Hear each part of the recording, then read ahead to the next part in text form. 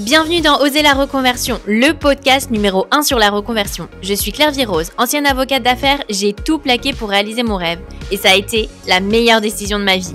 Si toi aussi tu as choisi une carrière par défaut ou pour faire plaisir à ton entourage, tu te demandes ce que tu fais encore dans ton job, découvre ici chaque lundi des invités qui te ressemblent et qui ont osé la reconversion dans tous les domaines. Ils nous racontent leur success story pour à ton tour oser la reconversion. Les épisodes d'Oser la reconversion avec des invités reconvertis dans l'univers de la décoration ou de l'architecture d'intérieur font partie de vos épisodes favoris. Alors, je le sais, beaucoup d'entre vous rêvent de transformer votre passion pour la décoration et l'ameublement en nouvelle carrière, mais ont peur de reprendre leurs études et de se lancer. Et si je vous disais qu'il est possible de se former dans une école délivrant un titre reconnu par l'État et de se reconvertir dans la décoration intérieure en quelques semaines à Paris, à Bordeaux ou même à distance sans bouger de chez soi? C'est la promesse de MMI Déco, centre de formation spécialisé dans la décoration et l'architecture d'intérieur depuis 2007. Les formations de 3 à 6 mois, accompagnées par des formateurs experts de leur domaine, sont spécialement conçues pour des personnes en reconversion. Par exemple, vous pouvez suivre la formation de 6 mois pour devenir décorateur d'intérieur. La formation conjugue théorie et pratique et est 100% en ligne. Une formation dense, riche et complète pour préparer sa reconversion. Cette formation délivre un titre RNCP de niveau 5, c'est-à-dire un bac+2, et est finançable grâce à votre CPF ou à Transition Pro. MMI Déco vous propose un accompagnement individuel et personnalisé, de quoi démarrer votre nouvelle carrière sereinement. Vous découvrirez bientôt ici un témoignage de reconversion réussie d'une décoratrice d'intérieur formée à MMI Déco. En attendant, renseignez-vous dès maintenant sur les programmes de reconversion de MMI Déco et les dates de leur prochaine porte ouverte. Concrétisez votre rêve sur www.mmi-deco.com. Je vous mets le lien dans les notes de l'épisode.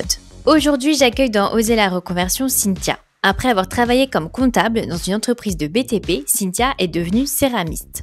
Elle vend ses créations dans sa boutique 1320 degrés et donne des cours de poterie dans son atelier Le Loft Créatif. Après le bac, Cynthia souhaite se diriger vers des études de tourisme. Ses parents sont contre et lui trouvent un job en comptabilité dans l'entreprise familiale de BTP. Cynthia entame alors des études de comptabilité et travaillera pendant 10 ans en comptabilité dans l'entreprise familiale. Cynthia découvre la céramique par hasard lorsqu'une amie l'emmène à un cours du soir de poterie. C'est un coup de cœur. Cynthia se forme alors à la poterie en parallèle de sa vie de comptable. Le déclic, le Covid et ses journées passées sur le tour pour faire de la poterie. Cynthia se décide alors à faire sa première vente sur Instagram et vend ses 50 céramiques en une journée seulement. Ses mugs boobs, des tasses avec des seins, buzzent sur les réseaux sociaux et font découvrir ses créations au plus grand nombre. Elle est aujourd'hui suivie par plus de 80 000 abonnés sur Instagram. Elle, qui n'aurait jamais pensé qu'une autre vie était possible, décide de tout plaquer. Aujourd'hui, Cynthia est céramiste à temps plein depuis 4 ans. Elle partage son activité entre la création de pièces à vendre sur sa boutique en ligne 1320 degrés et les cours qu'elle donne dans son atelier créatif avec son équipe. Alors avec Cynthia, on a évoqué sa carrière de comptable, comment un cours du soir s'est transformé en passion, pourquoi elle pensait qu'elle ne pourrait jamais quitter son job de comptable, ses conseils pour conjuguer vie de maman et d'entrepreneur, son équipe et ses rêves pour la suite. Mais je ne vous en dis pas plus et laisse place à ma conversation avec Cynthia. Bonjour Cynthia, bienvenue dans Oser la reconversion. Bonjour Clairvy, merci de me recevoir. Alors, est-ce que tu peux te présenter ? Alors, je m'appelle Cynthia Rodriguez, j'ai 30 ans, j'habite dans le sud de la France à Perpignan avec mon chéri et notre fille de 10 mois et je suis céramiste depuis 4 ans et je suis la créatrice de la marque 1320 degrés et de l'atelier de poterie Le Loft Créatif. Alors, ça n'avait rien à voir avec ce que tu faisais avant. Tu faisais un métier beaucoup plus conventionnel et je suis super contente de t'avoir avec nous aujourd'hui sur Oser la reconversion parce que c'est la première fois qu'on reçoit une céramiste et c'est hyper à la mode avec tout ce qui est café, poterie, un petit peu, c'est très tendance. Alors, est-ce que tu peux nous raconter un petit peu ton parcours et puis ton premier métier qui était un peu plus conventionnel ? Ouais, bien sûr. Alors, pour revenir un petit peu sur mon parcours, Donc moi j'ai fait mes études à Marseille. Et après un bac L, j'étais un peu perdue, je savais pas vers quelles études me tourner. J'avais pour projet de faire un BTS tourisme parce que voilà, j'étais passionnée de voyage. Mais mes parents m'en ont dissuadée. Pour eux, j'allais passer mes journées à organiser les voyages des autres sans jamais pouvoir partir moi-même. Ce qui était pas faux. Donc j'ai pris une année sabbatique pour travailler un an dans l'entreprise qui appartient à ma famille. Donc en fait, c'est une assez grosse boîte dans le domaine du BTP qui a pour secteur tout le sud de la France. Et j'ai travaillé au service comptable pour découvrir le monde de l'entreprise. Donc au bout d'un an, je me suis habituée à travailler et j'ai bien aimé ce secteur. Donc je me suis dit que j'allais continuer mes études plutôt dans ce domaine-là et j'ai décidé de me former en comptabilité. Donc j'ai fait dans un premier temps un BTS compta gestion que j'ai fait en alternance, toujours dans l'entreprise. Et après, j'ai poursuivi, j'ai fait une licence et je suis allée jusqu'au master. Donc j'ai fait toutes ces études en alternance, toujours dans l'entreprise, puis j'ai fait aussi une année en banque dans le secteur contrôle de gestion. Et qu'est-ce que tu te disais à ce moment-là un petit peu bon, c'est bien, on est payé, ça fait plaisir à mes parents. Comment tu te sentais un peu à ce moment-là? Disons que je me disais bon, ça me plaît, je suis très scolaire donc j'aime beaucoup les études. Donc j'ai beaucoup aimé mes études. Le travail en entreprise me plaisait même si je sentais que c'était pas ma vocation, mais c'était pas désagréable. Donc je continuais voilà en me disant plus tard ce sera plus intéressant, je trouverai un poste avec des responsabilités, voilà, je m'imaginais un petit peu un futur qui serait plus agréable et plus riche pensant que vraiment ça allait me passionner quoi. C'était quoi que tu imaginais un peu, tu te voyais un peu girl boss? C'était quoi un peu? Oui, c'est ouais, je pense que c'est ça, je me voyais pleine de responsabilités avec une équipe ouais, des enjeux voilà, je m'imaginais vraiment quelque chose comme on peut voir À la télé, ouais. ouais, c'est ça. Du coup, après l'obtention de mon master, on a eu pour projet de déménager avec mon chéri, de quitter la région de Marseille et de se rapprocher du siège de l'entreprise en fait de ma famille, donc qui est à Perpignan. C'est une ville qu'on connaissait bien parce que voilà, moi je venais depuis plusieurs années puisque mon père habite ici et qu'on venait y passer des vacances. Donc l'idée c'était que mon poste évolue et que je prenne en responsabilité. Et en parallèle, pour le côté perso, on avait aussi envie de changement. La région de Perpignan est quand même plus abordable et accessible pour y vivre et pour investir. Et voilà, donc ça concordait aussi avec le projet pro de mon chéri qui, lui, il était opticien aussi de formation. Il avait son magasin, il l'a vendu et on est venu s'installer ici tous les deux. Et alors, donc là, tu te poses pas de questions? Tu te dis, bon, bah, je m'ennuie peut-être un peu parce que j'ai pas assez d'enjeux. Ouais, mais je me dis en fait là, ça va démarrer vraiment à partir de ce changement. En arrivant au siège, voilà, je vais être formée par une équipe parce qu'il y avait vraiment une équipe comptable qui était implantée, qui allait me former. Et là, je me suis dit bon, bah maintenant, je vais vraiment prendre des responsabilités. Et donc, j'ai continué à travailler, mais en parallèle, j'avais déjà découvert la céramique depuis quelques années quand même. Ah oui, alors c'est super rigolo parce que tu as découvert la céramique dans un cours du soir avec une copine. Donc ça peut vraiment arriver à tout le monde, hein.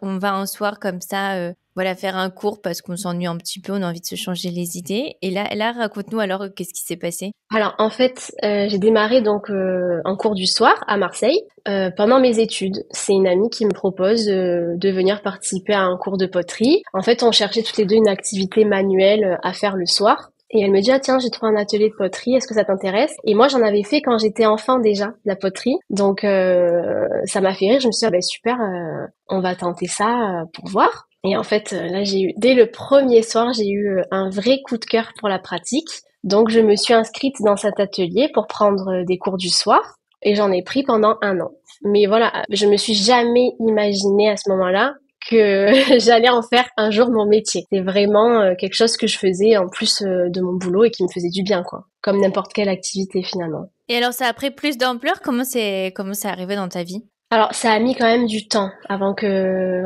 ça prenne une grande ampleur. J'ai continué les cours. J'ai changé d'atelier après entre-temps parce que je voulais l'atelier initial, on travaillait que de la terre rouge, ça m'intéressait pas donc je voulais faire de la terre blanche. Donc j'ai changé d'atelier, tout ça en parallèle de mon travail. Et ensuite quand on a déménagé, donc quand on s'est installé à Perpignan, j'ai cherché un atelier parce que je voulais vraiment continuer ce loisir-là et je trouvais pas d'atelier qui donnait de cours du soir. Il y en avait qu'un seul. C'était une céramiste qui était installée dans un tout petit village assez loin de mon travail et je me suis dit bon bah tant pis, je m'inscris là-bas parce que vraiment je suis accro, je peux pas m'en passer quoi. C'est ma petite bulle de bonheur et j'ai continué comme ça. Tu devais avoir une petite collection déjà de créations. Oui, mais en fait, je l'ai donné à mes proches. Mais oui, j'avais une petite collection. Après, quand on démarre, on fait des toutes petites pièces. Donc, j'avais vraiment des petites tasses à café. J'avais plein de choses, mais c'était assez petit, pas très encombrant dans un premier temps, parce que je faisais que du tournage. Et je sais pas si ça te parle, mais le tournage, c'est la pratique donc sur un tour de potier. Et c'est vraiment hyper technique. Donc, avant de réussir à faire des grosses pièces, il faut quand même pas mal de temps. Donc au début, on a des petites tasses, des coupelles, voilà. Et donc j'ai continué comme ça. Quand j'ai déménagé, j'ai pris des cours. Et en fait, là, au bout de 1 an de cours, je me suis dit bon, j'aimerais bien quand même approfondir ma pratique et pouvoir pratiquer chez moi. Donc j'ai acheté un tour. J'ai acheté un tour que j'ai installé chez mon père. Donc c'est assez salissant le tournage. Donc lui, il avait une pièce qui se servait officiellement en salle de sport, mais c'était surtout un garage et un débarras. Donc il m'a laissé un petit espace pour que je puisse installer mon tour. Comme ça, je pouvais pratiquer le soir en plus, enfin après mon travail, quoi. C'était toujours une passion dans ta tête? Ah oui, dans ma tête, c'était toujours une passion. Vraiment, je l'envisageais pas, quoi. Donc j'achète un tour et en fait la contrainte qui s'est présentée, c'était que là pour le coup, je commençais à accumuler vraiment pas mal de pièces et qu'il fallait les cuire. Donc pour les cuire, il faut cuire dans un four spécial à céramique. Donc j'avais demandé à ma céramiste, celle qui me donnait les cours, si je pouvais cuire chez elle. Du coup, je cuisais chez elle, mais ça impliquait pas mal de manutention, de transport des pièces jusqu'à l'atelier, en sachant que c'est hyper fragile, donc il y avait trop de risques de casse. Et puis surtout, il y a 2 cuissons, et donc il fallait que je puisse être sur place, donc dans son atelier, pour la deuxième cuisson, parce qu'en fait, la deuxième cuisson, c'est la cuisson d'émail. C'est la couche protectrice de verre qui vient imperméabiliser la pièce. Et ça, il faut que je l'applique sur place. Donc, ça me faisait faire trop d'aller-retour entre chez moi et son atelier. Et là, à ce moment-là, je me dis, bon, il faudrait idéalement, que j'ai un four. Et là, le four, c'est quand même un assez gros poste de dépense. Donc, j'ai demandé à toute ma famille de participer pour mon anniversaire et Noël. Ça tombait en fin d'année. Tout le monde s'est cotisé, puis j'ai rajouté et je me suis acheté donc le four que j'ai installé aussi. Ouais, parce que c'est combien un four comme ça? À l'époque, je l'avais payé 2400 euros, en sachant que aujourd'hui, les mêmes fours, le tarif a quasiment doublé. Parce que bon, il y a eu la crise du Covid qui a fait que beaucoup de matériaux ont explosé, mais aussi parce que la poterie entre-temps est devenue vachement à la mode. C'était vraiment pas le cas à l'époque. Tu vois, moi quand je prenais des cours de poterie, la preuve, j'ai eu du mal vraiment à trouver un atelier ici à Perpignan parce que c'était pas autant démocratisé, quoi. C'est ça, une tendance. Après, c'est l'effet du Covid, justement, je pense aussi, parce on s'est beaucoup Oui, tourné vers tous les travaux manuels. c'est ça. Et donc c'est quand je me suis acheté le four que là j'ai accumulé pas mal de pièces et je me suis dit bon, ça commence à vraiment faire partie de ma vie.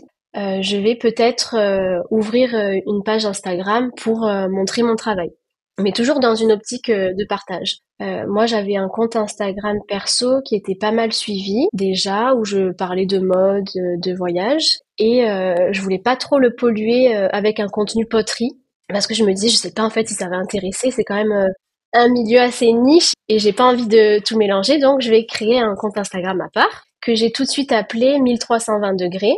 Donc 1320 degrés, en fait, c'est la température de cuisson maximale d'un four à céramique. On cuit jamais réellement à cette température parce que c'est trop élevé, mais je trouvais que le nom sonnait bien, donc je l'ai appelé comme ça. Et c'est à partir de là où j'ai commencé à montrer réellement ce que je faisais sur Instagram. Et j'ai continué comme ça jusqu'au Covid, jusqu'au confinement en fait. Parce que là, du coup, on est à peu près à quelle époque? Enfin, quelle année? On est en quelle année? Alors, j'ai créé le compte Instagram en 2019, fin 2019, et j'avais déménagé à Perpignan début 2019. Et ça a tout de suite marché? Tes abonnés ont tout de suite aimé tes créations? Oui, j'ai eu pas mal de monde qui s'est abonné, donc j'avais beaucoup de questions, ça intriguait pas mal. Donc, je montrais les dessous de fabrication. Mais voilà, tout de suite, j'avais annoncé que c'était un compte de partage et que j'avais pas l'intention de vendre mes pièces. Donc ça, j'ai continué comme ça jusqu'au confinement finalement. Donc c'est arrivé, je crois, c'était mars 2020, mars-avril. Et là, donc l'entreprise était complètement à l'arrêt. Donc on était au chômage partiel. Et ce qui m'a laissé le temps d'énormément pratiquer pour le coup. Là, j'avais tout mon temps pour faire de la poterie, pour m'exercer. Et en fait, c'est à ce moment-là où je me suis dit, tiens, j'ai de plus en plus de demandes pour que je mette en vente mes pièces. Et donc, j'ai profité du confinement pour me créer un site internet. Et je me suis dit, bon, bah, je vais créer une première collection et je la mettrai en vente à la fin du confinement. Donc, c'est comme ça que ça a démarré. J'ai lancé ma première vente en mai 2020. Alors là, du coup, tu te sentais un peu stressée, excitée. Comment tu t'es sentie? Les deux, j'étais hyper stressée, excitée. J'avais peur que ça plaise pas. Voilà, je me sentais pas légitime. C'était plein de sentiments différents mélangés et en fait, ça a super bien fonctionné. Bon, il n'y avait pas énormément de quantité parce que voilà, j'avais pas la capacité de produire quand même énormément. Je me souviens plus, peut-être qu'il y avait une cinquantaine de pièces, mais tout s'est vendu dans la journée. Là, j'étais hyper contente. Je me suis dit bon, il y a peut-être quelque chose à faire. Je l'envisageais toujours pas comme une reconversion totale, mais je me suis dit bon, ça peut être une activité en plus à côté. Pourquoi tu penses que tu pensais pas que ça pouvait être une reconversion? C'est quoi qui se passait dans ta tête? Ouais, parce que je me disais que c'était pas possible de vivre de la poterie, quoi. Pour moi, c'était vraiment un monde opposé à mon travail, à ce que j'ai étudié depuis autant d'années. C'est vraiment deux extrêmes, quoi. Donc, je me disais, je peux pas passer d'un métier hyper conventionnel à potière. Voilà, je me disais, ça a peut-être fonctionné un temps, mais je peux pas faire une vie là-dessus. Puis, j'avais d'autres projets. Ouais, vraiment, c'est quelque chose que j'envisageais pas. Et comment t'as eu le déclic alors? Donc déjà, la première vente a quand même insufflé une petite graine. Je me suis dit bon, j'avais touché à quelque chose que j'avais pas envisagé jusqu'à présent et je me disais bon, bah, je peux. Voilà, ça, c'est sûr que c'est un domaine qui me plaît, qui me passionne plus que ce que je fais au quotidien. Donc à partir de là, j'ai commencé à me dire bon, peut-être que je peux le développer. Et donc le déclic, en fait, j'ai eu quand j'ai repris mon travail après le confinement, j'ai eu beaucoup de mal à me remettre dans le bain. Vraiment là, j'avais plus du tout de motivation. J'avais envie que d'une chose, c'était de faire de la poterie toute la journée. Donc c'est vraiment la reprise de ce travail avec des horaires fixes et être enfermée dans un bureau face à un ordinateur toute la journée où là je me suis dit bon je me vois pas faire une vie comme ça. À l'époque j'avais 27 ans, donc il me restait peut-être tout autant d'années à travailler. Et je me suis dit est-ce que j'ai vraiment envie de faire ça sur toute ma vie en fait. Et donc j'ai eu une altercation avec un collègue pour toute une raison tout à fait autre, quoi. Je me souviens même plus pourquoi d'ailleurs. Mais en fait, ça a été un petit peu la goutte d'eau qui a fait déborder le vase. Et à partir de ce moment-là, je me rappelle m'être enfermée dans mon bureau, j'ai pris un papier, un stylo, et j'ai fait un genre de business plan avec un chiffre d'affaires cible. En fait, je me suis dit, de quoi tu as besoin pour vivre aujourd'hui de ta passion. Donc j'ai noté tous les frais, un chiffre d'affaires potentiel pour pouvoir couvrir tous ces frais, pour pouvoir vivre au quotidien. Et je me suis, voilà, vraiment j'ai posé sur papier, j'ai posé mes idées au clair. Et à partir de ce moment-là, je l'ai envisagé. C'est la comptable. La comptable. Ouais, c'est ça. En fait, c'est ça. J'ai quand même oui, oui. Mes études m'ont quand même vachement servi.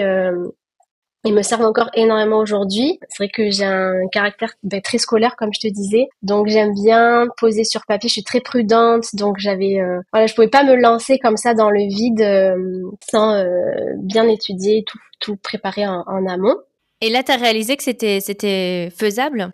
Voilà, c'est ça. À ce moment-là, je me suis dit que c'était faisable. Et en fait, j'ai décidé d'en parler à mon père, donc qui était aussi mon patron. Donc j'appréhendais, c'est assez délicat quand même comme situation. J'appréhendais énormément sa réaction parce que voilà, j'avais peur, déjà peur qu'il tombe des nues.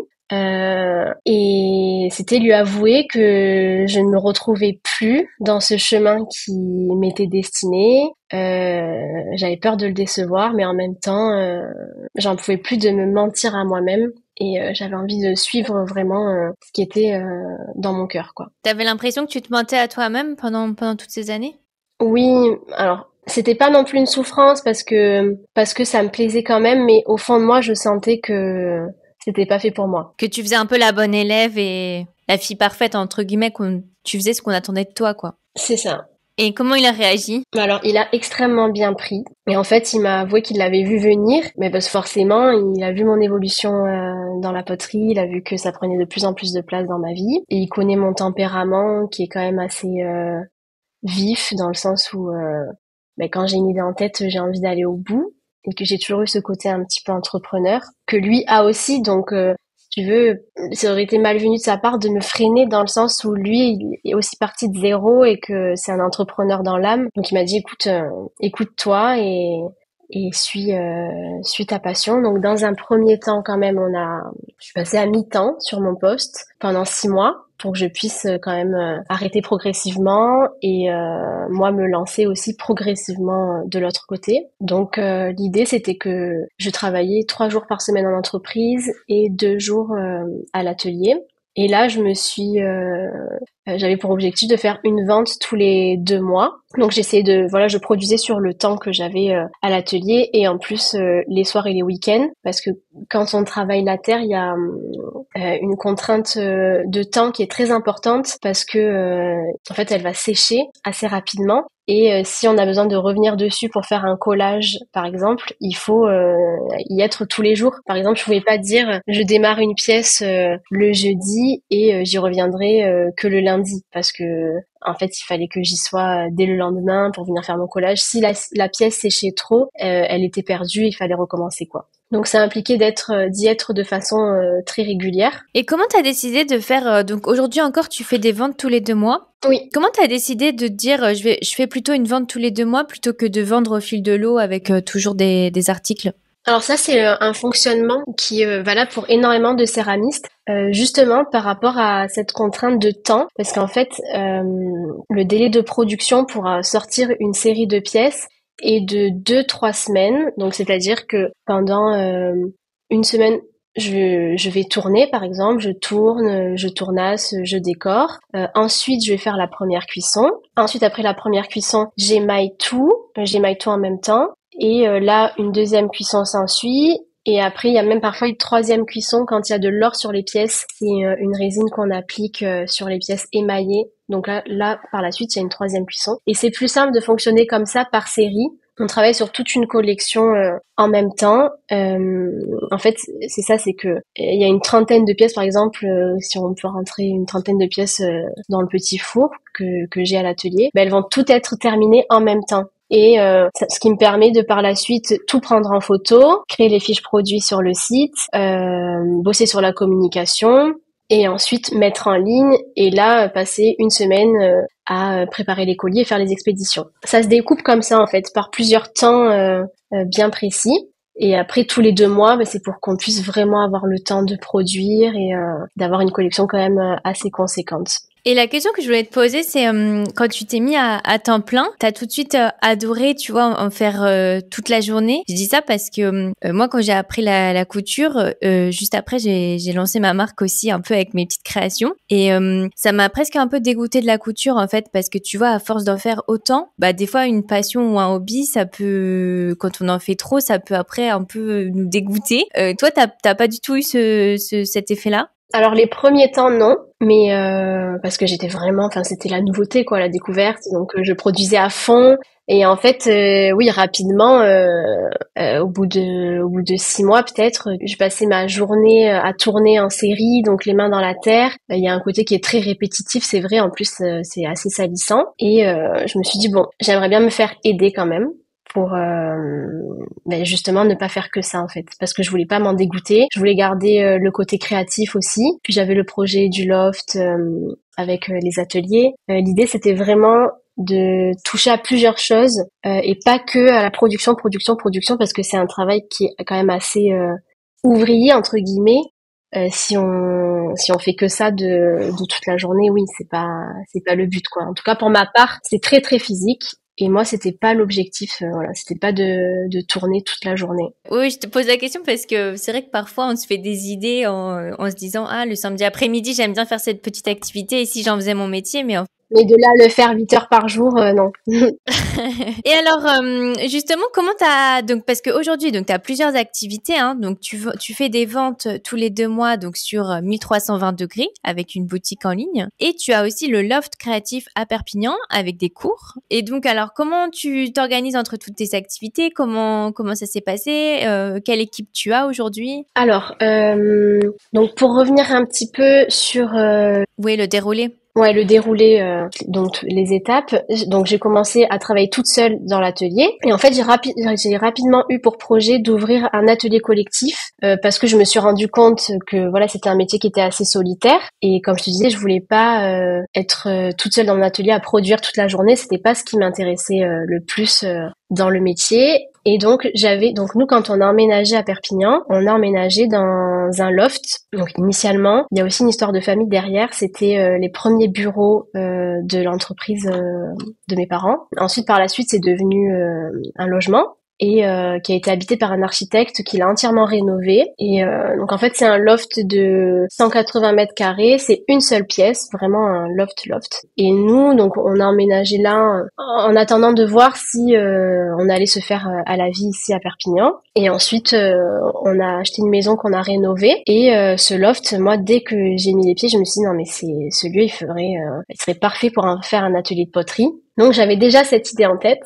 Et donc quand je me suis lancée à mon compte, donc j'avais l'atelier qui était chez mon papa là dans sa salle. Donc on habitait toujours dans l'atelier, dans le loft. Et quand notre maison a été prête et qu'on a déménagé, là j'ai basculé mon atelier dans le loft et j'ai commencé les démarches pour le transformer en local professionnel et en établissement voilà pouvant recevoir du public auprès de la mairie. Et là j'ai entamé toutes les démarches pour le transformer.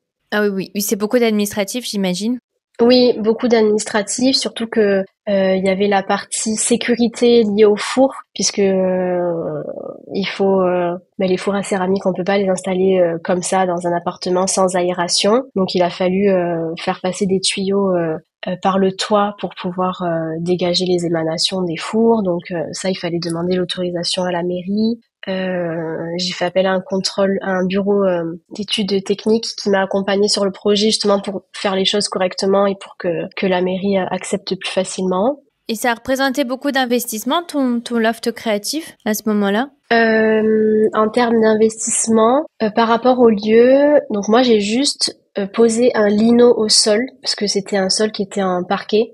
Et le parquet, c'est pas compatible avec toute la poussière de la terre. Donc j'ai posé un lino et puis ensuite j'ai isolé les fours. Donc j'ai monté des cloisons pour pouvoir séparer cette pièce des fours. Donc ça c'est les deux seuls et puis l'aération en toiture pour les émanations. Et ensuite l'investissement, ça a été acheter les tours puisque on a 7 tours sur place pour pouvoir donner des cours de tournage et un deuxième four parce que moi j'en avais un, celui que j'avais acheté au début de mon activité, mais c'était pas suffisant, c'était un petit four et là comme le projet c'était quand même de donner des cours à pas mal de monde, il fallait un deuxième four. Donc ça a été aussi un investissement que j'ai fait, donc j'ai fait un crédit pour les tours et pour le four. Et comment ça s'est passé ton premier cours? Alors j'imagine que tu devais être super contente justement de te retrouver en groupe avec aussi d'autres personnes, parce que quand on est toute seule dans son atelier justement à faire de la poterie et qu'on passe en cours, c'est super sympa. Comment tu t'es sentie à ce moment-là? Alors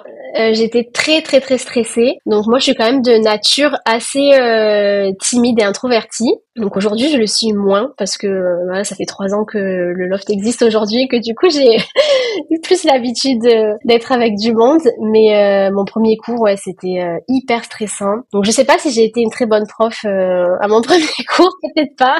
Il m'a fallu du temps pour être à l'aise. Puis j'étais pas toute seule, je me suis fait accompagner. Donc j'ai contacté plusieurs céramistes du coin pour venir donner des cours. L'idée c'était vraiment qu'on soit une équipe à donner des cours avec chacune sa spécialité. Donc moi j'ai rapidement arrêté de donner des cours de tournage parce que c'est pas ce qui me plaisait le plus. Je donnais des cours de modelage par la suite. Donc le modelage c'est la pratique de la poterie à la main avec des outils mais on n'est pas sur le tour de potier. Et ensuite j'ai 2 autres profs qui m'ont rejoint pour donner des cours de tournage et de modelage aussi. Donc aujourd'hui, on est 3 à donner des cours à l'atelier. Et donc tu travailles avec une équipe? Parce que du coup, comment vous fonctionnez? Pour les profs, c'est plus des intervenants ponctuels et après, tu as une équipe aussi avec des salariés ou... Alors pour les profs, c'est des intervenants, donc c'est des freelances, c'est des céramistes qui sont à leur compte et qui viennent à l'atelier juste pour donner des cours. Et ensuite pour la partie 1320 degrés et fabrication, donc là on est trois aussi. Une freelance qui m'aide sur la partie fabrication et qui produit aussi en tournage. Et ensuite, j'ai une personne en alternance, donc c'est ma seule salariée. J'ai démarré avec une personne en alternance il y a 2 ans pour la première fois. Et là, ça va être la troisième année. Du coup, à chaque fois, ça change. En fait, ça change tous les ans parce que elle prépare souvent des licences. Donc, je me retrouve avec une nouvelle personne pendant 1 an à chaque fois pendant une année scolaire. Donc, on tourne à 3 au quotidien pour la partie 1320 degrés. Alors, ça a beaucoup grossi hein, en si peu de temps parce que maintenant, tu es quand même bien établi. Comment tu vois la suite un peu parce que tu as déjà bien avancé. Tu as d'autres idées, d'autres projets? Comment tu... C'est vrai qu'au début, j'ai vite eu un petit peu la folie des grandeurs. Je voulais une grosse structure, je voulais qu'on soit plusieurs, je voulais qu'on soit une équipe. Donc j'ai pris plein de stagiaires. Franchement, la première année, je crois qu'en tout, j'ai dû avoir 7 personnes qui ont tourné pour m'aider parce que je faisais vraiment face à une grosse demande parce que mon compte Instagram a explosé, surtout avec le modèle, le Mug Boops, c'est la pièce qui m'a fait connaître. Donc j'avais vraiment beaucoup de demandes qui... Ouais, est-ce que tu peux décrire peut-être cette pièce? Donc c'est un mug, c'est un mug avec des seins en relief. Et c'est une des premières pièces que j'ai faites quand je me suis lancée. Et en fait, elle a été beaucoup partagée sur les réseaux. Elle a été achetée par des influenceuses aussi. Et en fait, à force de partage, ça a vraiment mis en lumière mon travail. Et je dirais que c'est grâce à elle que vraiment ça a pris une grosse ampleur qui a fait que j'avais besoin d'aide en fait au quotidien pour m'aider dans la production. Et donc au début, voilà, j'étais pleine d'entrain, je voulais me faire aider. Tu voyais les choses en grand, ouais. C'est ça. Donc je disais oui à toutes les propositions que je recevais. Puis en fait, je me suis calmée par la suite parce que je me suis rendu compte que ça devenait trop gros. Je voulais pas, en fait, je voulais pas basculer dans un côté gestion humaine et management qui me plaît pas plus que ça. Donc après, je me suis recentrée et là, à 3, je trouve que c'est vraiment le bon équilibre. Je prends plus de stagiaires en plus parce que c'était trop, ça me demandait trop de temps de formation et en fait, ça me détachait du côté créatif. En plus de la gestion du lieu, en fait, du loft qui demande une gestion quotidienne, j'avais de moins en moins de temps pour la partie créative, en fait, celle qui me nourrissait le plus. Donc là-dessus, je me suis calmée. Donc j'ai pas de projet de grandir encore plus.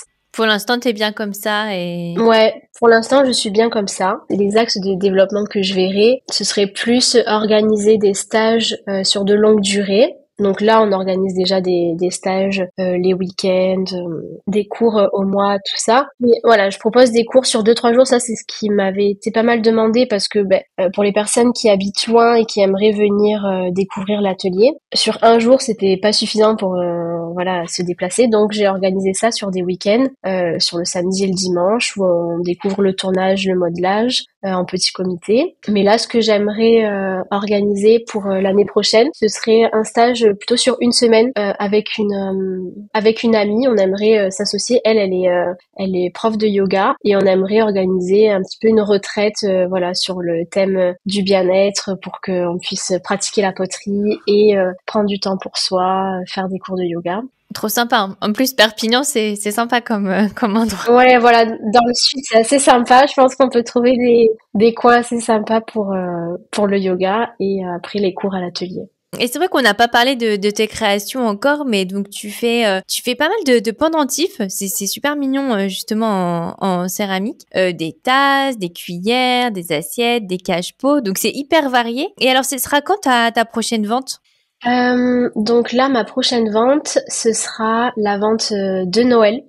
Donc c'est la vente la plus importante de l'année. On se met à travailler dessus dès le mois de septembre, donc ça demande bien 2 mois de production. Et là, la vente de Noël, donc il y aura ma collection habituelle, donc des mugs, de la vaisselle utilitaire, des vases. Et là, c'est récent, donc comme tu l'as mentionné, je fais des pendentifs. Ça, je le propose depuis quelques mois seulement. En fait, j'ai eu une petite fille l'année dernière. Et je me suis fait un pendentif avec son initiale. Et donc, je l'ai montré sur Instagram et ça a pas mal plu. Donc, je l'ai décliné. Je le propose maintenant en précommande puisque mais en fait, les personnes commandent en fonction de l'initiale de leurs enfants, pour soi-même aussi, pour qui on veut. Et moi, je produis à la commande.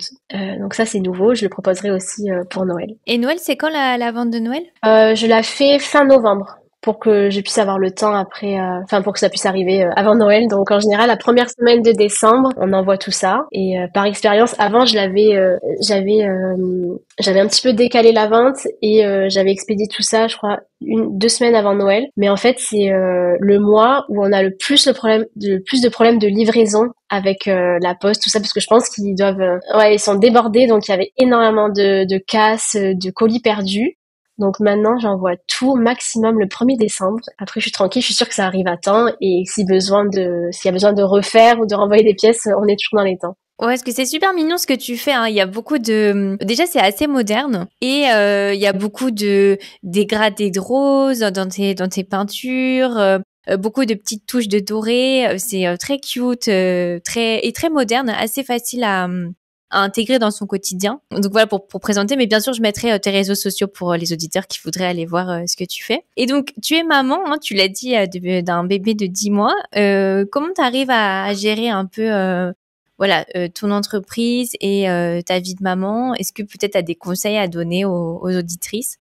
Alors, j'avoue que ça a été assez compliqué de tout gérer.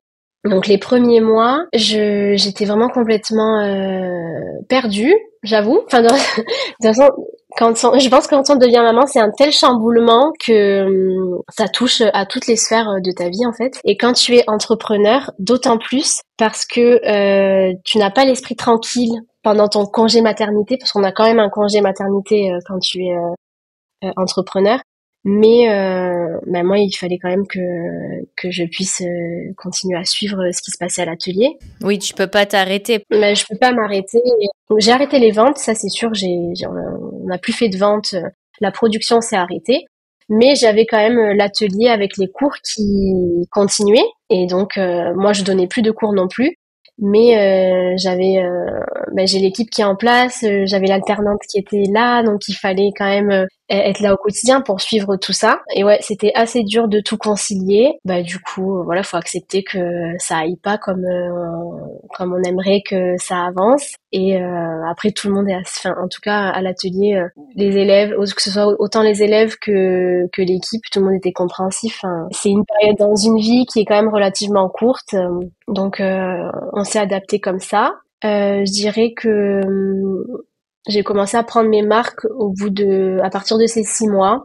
Et du moment où elle a été gardée aussi, ça a été plus simple puisque ça m'a dégagé du temps pour reprendre ma vie à l'atelier et reprendre les ventes. Et après, c'est aussi à partir de ce moment-là où j'ai décidé de plus trop partir dans tous les sens et me concentrer sur la partie créative, les 2 personnes qui sont avec moi à l'atelier et pas prendre plus de monde et vraiment me concentrer sur le principal, quoi. Et ma fille, parce que ma fille reste quand même la priorité. Donc, c'est des petits aménagements que j'ai eu à faire. Je pense que toute maman a à faire quand ça se présente, mais maintenant ça va, j'ai trouvé un rythme de croisière. Et si c'était à refaire, qu'est-ce que tu ferais différemment peut-être pour préparer l'arrivée de ton bébé? Alors, je m'attendais quand même à ce chamboulement, donc je dirais que je l'ai quand même assez bien préparé. La seule chose, là je me dis maintenant avec un petit peu plus de recul, je pense que je me serais arrêtée un peu plus longtemps. J'ai été très stressée quand même de m'arrêter. Donc je me suis arrêtée pendant 4 mois. Quand elle est née, je me suis arrêtée 4 mois. Si t'as à refaire, je me serais arrêtée 6 mois parce que 6 mois c'est un bon cap pour les bébés. Je pense que si elle avait été restée avec moi 6 mois, ça aurait été bien. Et moi, j'aurais eu l'esprit plus tranquille pour ensuite partir reprendre le boulot. Elle a été gardée à partir de ses 4 mois, donc ça a été compliqué. Moi, j'avais pas du tout la tête à reprendre pendant 2 mois. Je sentais que je forçais, quoi. Mais c'était la peur, en fait, la peur de manquer, la peur que l'entreprise tourne pas sans moi, qu'on m'oublie sur les réseaux, puisque j'étais plus du tout présente. Donc ouais, j'avais vachement peur. Et en fait, maintenant avec du recul, je me rends compte que c'est une période qui est tellement courte que finalement, je suis même pas sûre qu'on s'en soit rendu compte d'un point de vue extérieur, que je me dis, ouais, j'aurais pu prendre un peu plus de temps et moins me mettre la pression. Et alors, c'est vrai que sur les réseaux, tu parles beaucoup de ton anxiété. Comment tu gères un peu justement le fait d'être anxieuse et à ton compte parce que ça peut paraître justement incompatible, tu vois, d'avoir de l'anxiété et puis en même temps d'être entrepreneur parce que c'est source de beaucoup de stress. Comment tu gères un petit peu justement ton anxiété en tant qu'entrepreneur? Ouais, alors c'est vrai que je suis très anxieuse, mais ça va être bizarrement pour des sujets qui touchent pas du tout mon côté entrepreneur et le quotidien en fait entrepreneurial. Ouais, j'ai de l'anxiété, mais pour tout un tas d'autres sujets que mon entreprise où je suis plutôt confiante et où je vais de l'avant sans trop me poser de questions. Après, je reste quand même anxieuse, oui, mais ouais, j'ai un côté où j'ai quand même vachement confiance en moi. Mais après, sur le côté anxiété, je me fais accompagner. J'avais vachement peur de faire une dépression postpartum, justement par rapport au côté anxieux. Donc, je me suis fait accompagner par une psy qui est géniale que j'ai commencé à voir pendant ma grossesse et je pense que ça m'a vachement aidée. Aujourd'hui, je la vois beaucoup moins régulièrement, mais je dirais que c'est important de se faire accompagner quand on est anxieux, surtout pendant la période de la grossesse et du postpartum. Les conseils qu'elle me donne, c'est d'accepter finalement, d'accepter tout ce qui se présente, d'accepter ce tempérament anxieux qui est de toute façon ancré et que quoi qu'on fasse, on a du mal à changer sa nature. Lâcher prise un peu, quoi. C'est ça, c'est le lâcher prise finalement. C'est ça. Alors, c'est vrai que je t'ai pas posé aussi la question, je suis en train d'y penser comme on est en train de terminer, mais t'avais peur un petit peu de ce côté financier, tu vois, pour toi, c'était pas forcément viable comme métier. Est-ce qu'aujourd'hui, t'arrives à en vivre confortablement? Oui, aujourd'hui, j'arrive à en vivre confortablement, donc par le biais des deux activités, la partie cours et la partie fabrication et vente en ligne. Après, comme j'ai fait une rupture conventionnelle, j'ai bénéficié du chômage pendant les 2 premières années. Ouais, donc ça c'est quand même pas négligeable quand on envisage une reconversion. Si on peut, déjà, on a la chance d'y avoir droit en France, donc ça permet ça nous permet de nous lancer et ça permet à l'entreprise de générer plus de chiffre d'affaires petit à petit et nous on est plus serein parce que on a ce filet de sécurité quand même. Et là aujourd'hui ça fait 4 ans donc que je me suis lancée et oui j'arrive à en vivre convenablement. Oui, donc comme quoi c'est possible un peu pour toutes les activités. Je pense que du moment qu'on est animé par ce qu'on aime, ça t'a aidé aussi ta communauté Instagram, j'imagine. Énormément. Parce que si je regarde autour de moi des potiers, par exemple, qui viennent donner des cours à l'atelier, c'est pas la même configuration pour tout le monde. La plupart des potiers, déjà on monte pas son travail sur Instagram, ben on se ferme une cible potentielle qui est énorme. Donc souvent, on va plutôt axer son développement sur des marchés potiers. Donc c'est des marchés qui ont souvent lieu en période estivale. Et là, on n'est même pas sûr de ce qu'on va vendre en fait. Donc soit on fait appel à ce biais-là, ou alors on vend dans des boutiques, mais les boutiques elles prennent une marge énorme sur notre travail. Donc oui, moi c'est clair que le côté Instagram y est pour beaucoup et que ça m'a offert une énorme visibilité que j'aurais pas eu si j'avais choisi plutôt une voie traditionnelle en tant que céramiste, quoi. Oui, je pense que peu importe son activité, faut pas hésiter à partager sur les réseaux sociaux parce que ça aide dans tous les cas, en fait. Ça aide, peu importe l'activité, ouais. Donc, c'est toujours la question de la fin d'oser la reconversion. Quel est le meilleur conseil qu'on t'ait déjà donné? Le meilleur conseil qu'on m'ait déjà donné, de suivre cette petite voix qu'on a en nous. Et ça, c'est un conseil qu'on m'a donné quand j'hésitais à sauter le pas pour ma reconversion. Voilà, c'est une amie qui m'a dit, mais où est-ce que tu te vois dans 5 ans, dans 10 ans? Qu'est-ce que tu aimerais faire de ta vie? Qu'est-ce que te dit ta petite voix? En général, quand on s'écoute, on se trompe rarement. On est souvent parasité par les conseils des autres, par notre entourage, par la société, par ce qu'on attend de nous. Mais si réellement on se pose et que on essaie d'écouter cette petite voix.